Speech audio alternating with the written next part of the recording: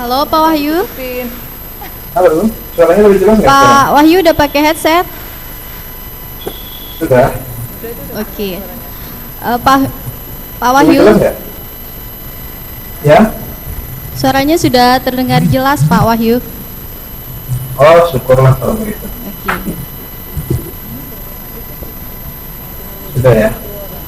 Pak Wahyu, kita mulai ya Pak Wahyu ya.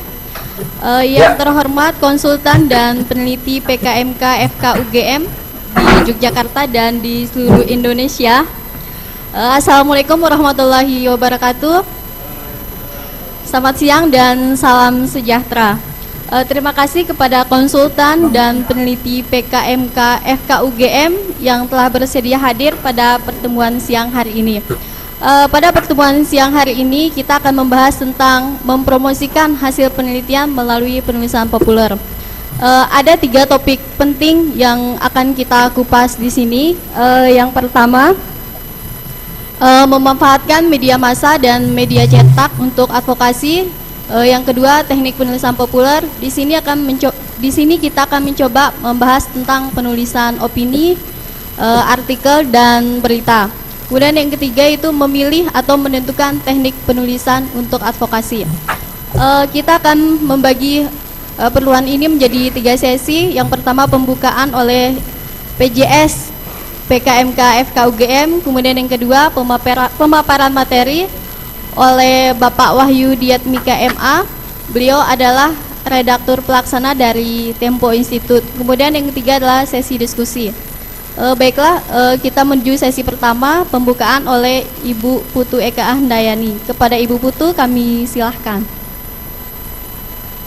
Terima kasih Mbak Eva. Terima kasih Pak Wahyu, selamat siang. Selamat siang. Ya, terima kasih atas kesediaannya untuk meluangkan waktu dan berbagi ilmu pada kami, para peneliti dan konsultan dari Pusat Kebijakan dan Manajemen Kesehatan di FKUGM. Mungkin Pak Wahyu sudah sempat diinformasikan juga sebelumnya ya, tapi tidak apa-apa saya ulang lagi bahwa saat ini Pusat Kebijakan dan Manajemen Kesehatan di FKUGM sedang dalam proses capacity building untuk meningkatkan kemampuan para peneliti yang ada di sini dalam hal penulisan populer. Jadi memang biasanya kami banyak melakukan kegiatan penelitian, konsultasi, pelatihan dan sebagainya yang umumnya seperti juga lembaga-lembaga penelitian lainnya itu banyak menghasilkan laporan-laporan riset ya, baik yang dananya dari dalam negeri maupun dari luar negeri. Nah biasanya laporan riset ini kemudian sebagian dipublikasikan di jurnal ilmiah, sebagian lagi menjadi laporan yang sifatnya konfidensial, jadi hanya disajikan untuk pihak-pihak yang berkepentingan langsung dengan kegiatan tersebut. Nah, untuk laporan-laporan yang biasanya disajikan atau dipublikasikan di laporan di jurnal ilmiah itu pastinya menggunakan bahasa-bahasa yang sangat teknis, yang sangat ilmiah, sehingga umumnya yang membaca adalah memang kalangan akademisi atau para researchers.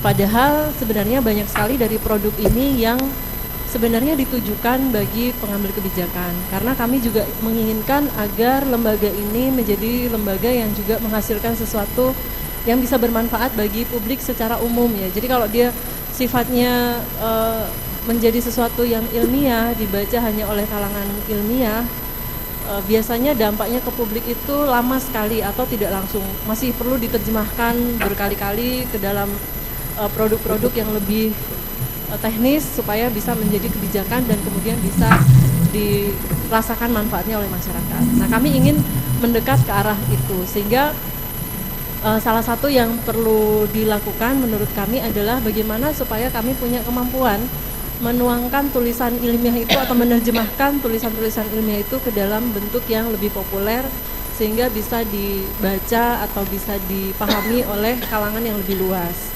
Nah, kemudian apalagi zaman sekarang ya, kelihatannya masyarakat kita itu sudah sangat melek teknologi ya. Semuanya bisa hampir semuanya punya gadget dan semuanya bisa mengakses berita, bisa mengakses situs-situs yang menyajikan berita-berita populer sehari-hari. Nah, kami ingin menjadi bagian dari situ dari penyaji berita atau penyaji tulisan populer, tapi isinya terkait dengan konten kesehatan maupun kebijakan bidang kesehatan. Nah, untuk itu Pak Wahyu, kami berterima kasih sekali atas kesediaannya pada hari ini, walaupun kita hanya kurang lebih 2 jam ya. 2 jam, mudah-mudahan pada hari ini kita bisa berjalan dengan lancar, kami bisa menyerap ilmu dari Pak Wahyu dan mudah-mudahan juga nanti bisa menjadi sesuatu yang bisa kita aplikasikan. Dan saat ini di ruangan ini memang yang hadir tidak begitu banyak Pak. Kami di PKMK ini ada sekitar lebih dari 30 personil ya yang terdiri dari tenaga ahli, maksud saya konsultan, peneliti senior maupun yang masih muda. Tapi kebanyakan saat ini sedang ada agenda yang lain di luar kota sehingga sebagian dari mereka mengikuti via webinar juga. Jadi yang hadir di sini hanya yang kebetulan sedang ada di Jogja dan sedang tidak ada agenda rapat maupun yang lainnya. Nah, di sini sudah ada beberapa peneliti dari Divisi Manajemen Bencana, mungkin kameranya bisa diarahkan Pak Kirno. Ada Dr. Bella Dona, mungkin ada Dr. Bella Dona yang merupakan Kepala Divisi Manajemen Bencana. Beliau banyak bekerja, berinteraksi dengan para ahli-ahli manajemen bencana. Kemudian di sebelahnya ada Bu Evi yang merupakan manajer operasional PKMK FKUGM. Kemudian kalau Mbak Eva sudah tahu ya, Pak Wahyu Irfan yang merupakan ahli IT kita yang selalu mensupport kita setiap ada kegiatan seperti ini.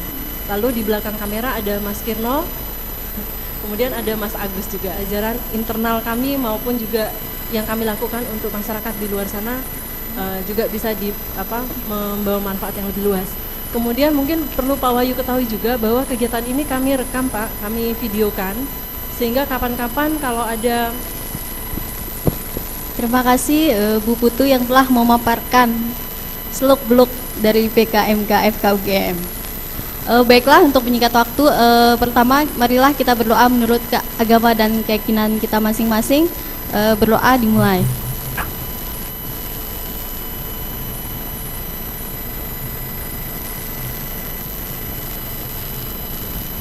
Berdoa selesai. Baiklah, untuk memasuki sesi 2, kepada Pak Wahyu Diatmika kami silahkan untuk memaparkan materinya. Pada Pak Wahyu kami silahkan. Baik, terima kasih banyak teman-teman dari PKMK ya, UGM, Fokus Kedokteran UGM, atas kesempatan ini untuk ketemu dengan teman-teman meskipun lewat internet. Saya sebenarnya ada was-was dengan kualitas internet di kantor karena ini menjelang 22 Juli besok pengumuman KPU dan beberapa website server media mendapat serangan dan kita tuh beberapa hari terakhir ini kualitas internet di kantor kami agak naik turun, tapi mudah-mudahan semua lancar. Jadi tapi tolong informasikan saja kalau misalnya ada suara atau gambar yang kurang jelas ya, supaya saya juga tahu karena saya bukan ahli IT. Oke, jadi hari ini kita punya 2 jam untuk diskusi. Sebagian sebetulnya materinya sudah sempat saya sampaikan ketika ada acara Tempo Institute di Jogja beberapa pekan lalu, tapi sepertinya teman-teman ingin melakukan pendalaman dan saya sangat mengapresiasi keinginan itu karena seperti disampaikan Ibu Putu tadi, keinginan untuk lebih mendekatkan hasil riset universitas kepada publik itu sebenarnya bukan hanya keinginan teman-teman di universitas, tapi juga kebutuhan dari khalayak pada umumnya. Jadi kita semua publik akan sangat diuntungkan kalau hasil karya Bapak Ibu di kampus itu lebih cepat sampai ke publik, lebih dipahami dan bisa berdampak positif untuk banyak hal di masyarakat. Jadi saya senang sekali diberi kesempatan untuk berbagi apa yang saya ketahui lewat forum ini. Nah, eh, kita ini yang dibuat oleh Mbak Eva kemarin ada 3 hal yang ingin diperdalam dalam 2 jam ini. Bagaimana memanfaatkan media massa populer, baik cetak maupun elektronik, itu tambahan dari saya untuk meningkatkan efektivitas strategi evaluasi atas hasil-hasil riset. Kemudian bagaimana ini mungkin utamanya, sajian utamanya siang ini adalah bagaimana sebetulnya teknik penulisan populer. Opini, press release atau berita. Nanti saya akan mulai bagian ini dengan menjelaskan apa sih perbedaan dari ketiga format penulisan ini. Kemudian yang terakhir adalah soal mana yang lebih efektif dari ketiga format tadi. Saya tidak tahu apakah nanti saya sebenarnya sempat minta contoh tulisan. Mungkin ada beberapa artikel yang sudah pernah dibuat oleh teman-teman di PKMK, sehingga nanti sesi prakteknya akan lebih efektif dan efisien. Tapi mungkin belum ada atau belum sempat dikirim, jadi nanti saya tidak tahu bagaimana nanti model latihan menulisnya akan dilakukan, apakah teman-teman menulis terus saya mengomentari atau bagaimana. Tapi nanti saya yakin Mbak Eva sudah menyiapkan bagaimana teknisnya ya. Jadi saya mulai saja dengan materi tentang bagaimana sih sebetulnya media massa melihat hasil riset dari kampus. Slide berikutnya, ya. Sebetulnya menurut saya hasil advokasi, hasil riset di kampus itu punya beberapa tujuan.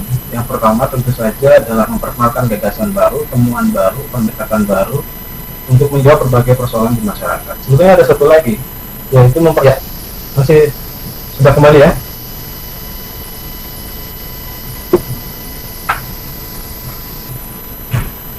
Halo, saya lanjutkan.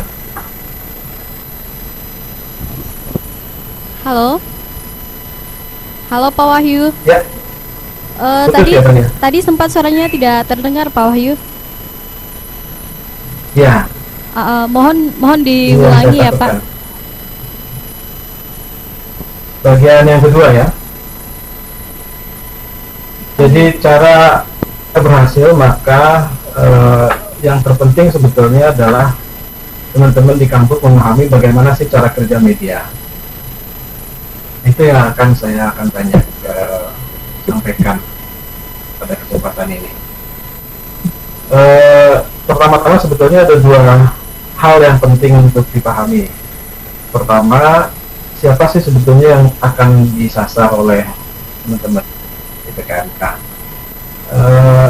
Siapa yang ingin diubah persepsinya, atau siapa yang ingin disasar?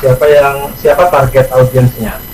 Apakah pemerintah pusat, kementerian terkait atau lembaga tertentu, atau pemerintah daerah, dinas terkait atau dinas tertentu, swasta, BUMN, atau publik secara umum? Penting untuk mengetahui secara clear siapa yang mau disasar, karena karena formulasi pesan dan media apa yang mau digunakan untuk mendekati target audiens itu juga harus menyesuaikan dengan siapa yang mau disasar itu. Sebagai contoh, kalau Anda misalnya ingin hasil penelitian PKMK sampai ke Kementerian Kesehatan misalnya, maka menulisnya jangan di Bernas atau di Kedaulatan Rakyat misalnya, tapi di Kompas atau di Suara Seputar Indonesia atau Media Indonesia atau Harian Koran Tempo dan seterusnya. Jadi media-media nasional. Berbeda kalau yang ingin disasar adalah publik secara umum di Jogja misalnya, maka tentu saja media lokal akan lebih efektif. Itu yang pertama-tama harus dilakukan, karena target audiens itu menentukan bagaimana formulasi pesan dan media apa yang mau digunakan, siapa yang mau disentuh. Tidak semua media bisa digunakan untuk menyentuh semua target. Jadi semua media itu punya segmentasi. Televisi, radio, cetak itu semua punya segmentasi, dan segmentasi itu artinya audiens yang memang mereka sasar sebagai konsumen informasinya. Karena itu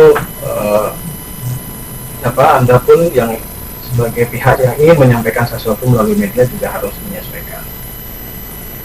Kira-kira begitu. Kemudian berikutnya, ketika Anda sudah menentukan siapa targetnya, maka berikutnya penting juga mengemas hasil riset Anda agar sesuai dengan apa yang dianggap menarik oleh media.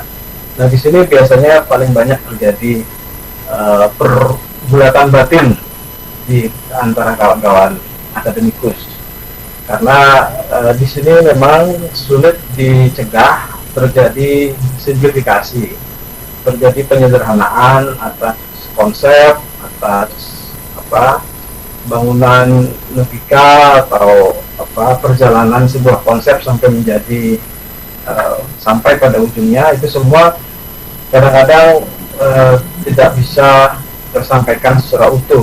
Padahal menurut teman-teman, nah ini dia yang terjadi konfliknya adalah menurut teman-teman apa yang penting itu semua, tapi menurut media itu semua mungkin less important, tidak terlalu penting ketimbang pesannya sendiri. Jadi ini hambatan pertama yang harus dipahami oleh teman-teman kalau mulai ingin menulis untuk media massa, untuk menulis populer untuk media massa, mengubah cara berpikir. Anda tidak sedang menulis untuk peers Anda yang paham seluk-beluk metodologi dan segala macam, tapi Anda berbicara sedang menulis untuk awam, untuk halayak secara umum, dan apa yang Anda tulis harus bisa dipahami oleh tukang becak sampai profesor, semua yang membaca media itu. Di sini biasanya terjadi konflik, terjadi persoalan karena teman-teman akademikus biasanya terbiasa menyampaikan informasi untuk peersnya, untuk kolega-koleganya yang frame of reference-nya hampir sama. Berikutnya adalah setelah itu Anda pahami, baru Anda juga harus mulai juga memahami bagaimana cara bekerja media. Ini yang akan saya nanti sampaikan. Kenapa ini penting? Agar Anda juga bisa menyiasati pola pengolahan informasi di media. Jadi kalau Anda sudah memahami cara kerja media, Anda memahami apa yang dianggap penting oleh media, maka akan jauh lebih mudah mensinkronkan apa yang mau Anda sampaikan dengan apa yang dibutuhkan oleh media. Karena intinya kan itu. Intinya kan Anda punya sesuatu yang Anda anggap penting. Anda ingin menyampaikan itu kepada publik. Anda ingin menggunakan media, apa yang Anda anggap penting itu sampai ke publik. Tapi di sini media memang menjadi intermediary, dia menjadi perantara. Dia berfungsi sebagai gatekeeper untuk menilai apakah yang Anda anggap penting itu betul-betul penting dalam kacamata media. Karena itu penting untuk tahu bagaimana sih sebetulnya cara pandang media itu.